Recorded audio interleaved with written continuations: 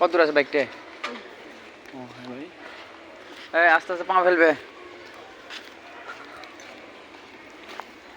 গেছিলাম ইঞ্জেকশন টিনজেকশন দিছে 2-3টে ইঞ্জেকশন দিছে আর ইয়া। আসসালামু আলাইকুম কাকা, ভালো আছেন? আসসালামু আলাইকুম। করে দেখলাম না। আচ্ছা আচ্ছা, আমি তো রাখছিলাম আপনার বাড়িতে। এই যে এটা কিনছিল বলে 1 লাখ। এটা হলো একটা 35 দিন। Idris.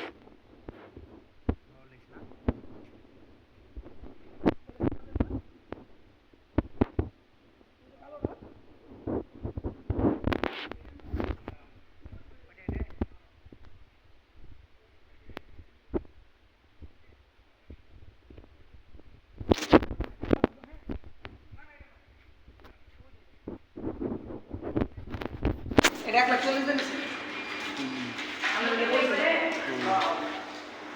আমি বললাম না। অবস্থা এটা 1,40,000 নিয়ে কিছু খরচ করছে।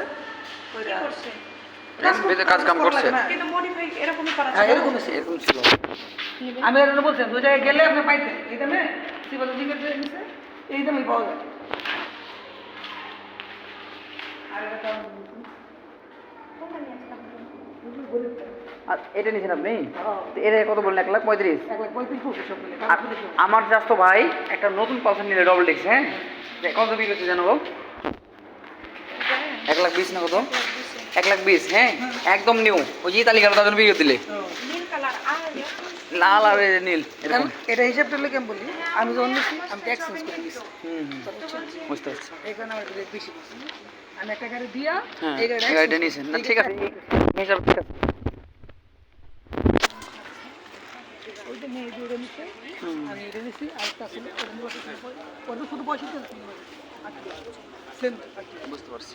শুধু কালারটা আমরা যে সবজি দেখা হচ্ছে না, আপনার যে সবজি আমরা দেখা হচ্ছে না, সবজি দেখছেন ওই গাড়িটা যদি পান যে কালার মোটামুটি ভালো আছে, ইঞ্জিনও ভালো আছে, তাহলে দেখতে পান যে 1 লাখ। এটা কি এটা তো সুজুকি, কিন্তু ওটার মতো এটা তো না।